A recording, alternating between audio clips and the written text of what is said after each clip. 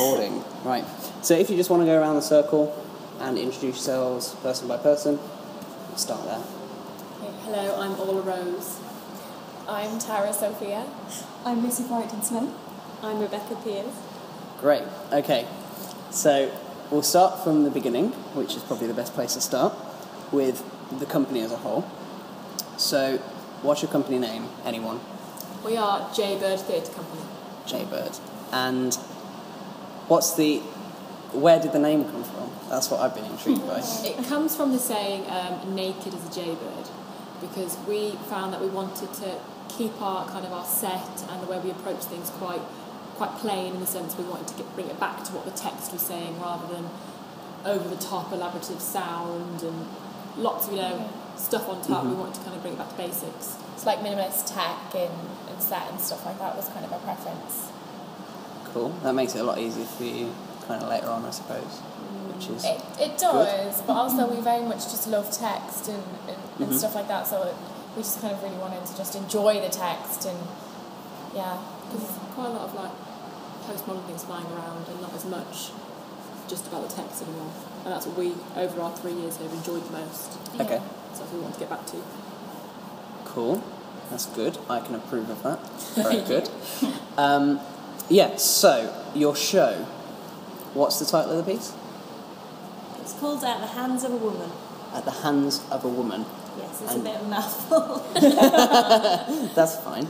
And what is the show about? It focuses on exploring the idea that a woman could be incapable of performing heinous crimes, so that if you were walking down the road and you saw a man at night time, you'd try to avoid him. That's the common stereotype. But if you saw a woman, you'd be like, oh, it's a woman. But we want to kind of throw that out the window, because women can be as horrible as men. Okay. Yeah, so we've kind of found all our pieces from specifically, because we needed to narrow it down. So there's lots of naughty women apparently.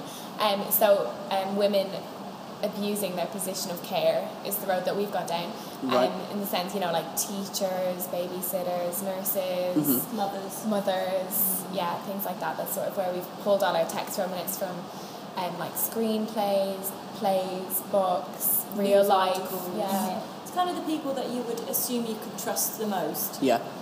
Just exploring how there's lots of cases where perhaps you There's should be more careful. A lot of people, we had a lot of material, too much material. all this research was done. There's so many women that do these horrible things that people don't even really know about, and we found a lot of men actually saying that they had been abused or physically abused or sexually abused, but they felt like they couldn't say that because of the way society views women and the fact that authorities don't take them seriously and stuff. Right. And then obviously recently in the news, obviously not so recently, but the whole Vanessa George incident only happened last year, and we felt like it was quite current. A lot of stories about women, actually, people are going, they're a lot more complicated, a lot more kind of... They say women are smarter at doing the crimes, don't they? And that's why they're not so known about. And actually, one of last year's pieces did something similar, didn't they? I think it was Emma Golding's piece. She looked at the dark, naughty women was our word. Did you see it, or any of you see it? I did not. I did very well. No. Yeah, I heard good it was things. brilliant. I wanted to see it as well, but didn't get to, unfortunately. Okay, so you said that you've taken text from films and books, and are you actively using that text in the show? Yes. Okay. So is your... There's one piece, for example, which is called The Case of Kemi Adula, where this one female actually wrote a blueprint of how to kill her next door neighbour. And so the blueprint of how to do it is used within the show. Okay. Yeah, so we've sort of taken the text and sort of played around with it, and instead of just doing, a plain naturalistic scene, we've sort of played around with it and made it a little bit more interesting to look at. Yeah. But we've not written any of the text. All the text is either from a play or a book, or someone has said it. Yeah, that's what I was going to ask, yeah. So we're none not of the text is originally your own? None of it at all? No. Okay, interesting.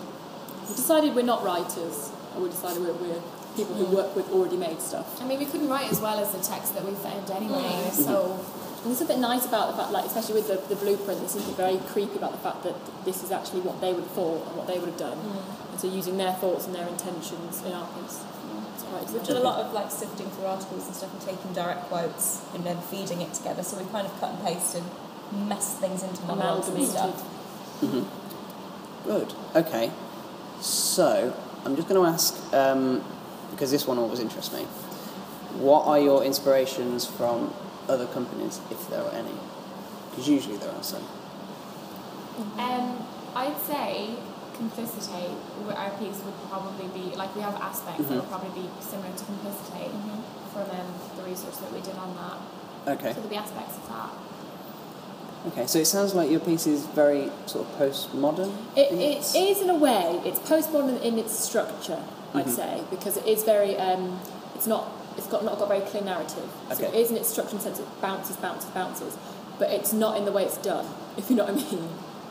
No.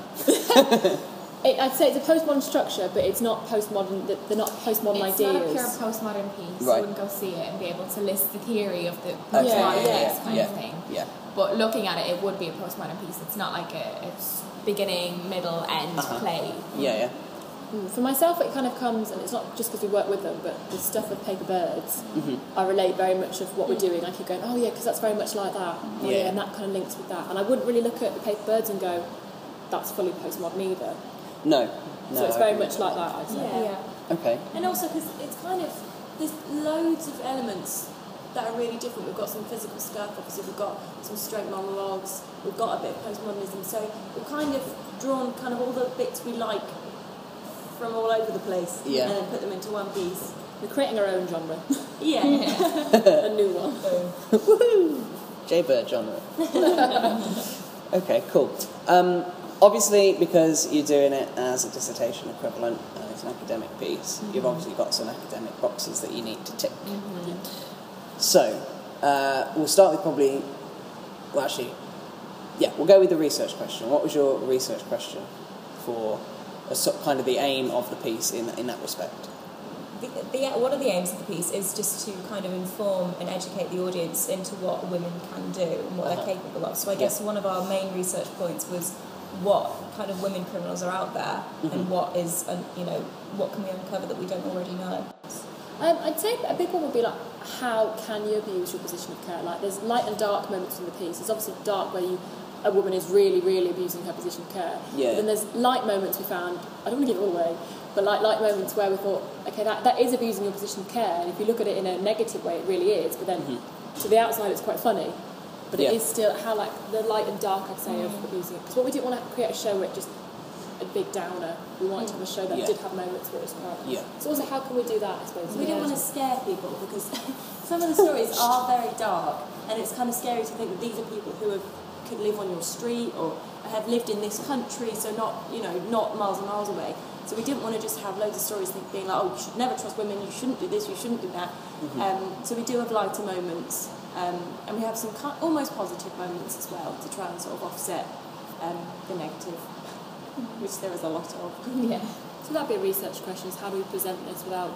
Scary. Also, we didn't want to alienate a fully male audience, because obviously it's all about women, and we were like, we want males to still enjoy all the show, so how do we approach a topic all about women that in making look like it was just a show for women? Yeah. Okay. That's good as well, because I was going to ask that as well, because obviously it's very much about women. And I said this to one of the groups last year as well, we had a danger. I mean, not so much with yours, because it's kind of like... They're bad. It's not like women are amazing. It's more like, exactly. So you're kind of dealing with the flip side, because I know in the past there have been shows done Yeah, that it's have very been easy very to do a feminist piece with 4 girls, so we sort of wanted to break that. Yeah. Go against it, really. Because a friend of ours went, oh, I heard you're doing a feminist piece. And we're like, no, we're doing like kind of an anti-feminist piece. Yeah. And he was like, oh, brilliant, I'll come watch that. yeah. And there's male voices in it as well. It's not just the stories of women. Who's providing those male voices? Oh, we can't tell you. We have Can't to tell you, guess. some secret guests. Oh, I genuinely guessed, or I was actually joking. I was Other people on our calls. other actor. It's kind of it's from victims. Okay. So it's real like quotes from people. Oh wow. So it's not just focusing on the women; it's focusing on the victims as well, which obviously are men and women. Wow. So that's going to be quite poignant in that. Yeah, hopefully. It's hard when you've heard it so many times. So the people providing the voices are genuine victims of...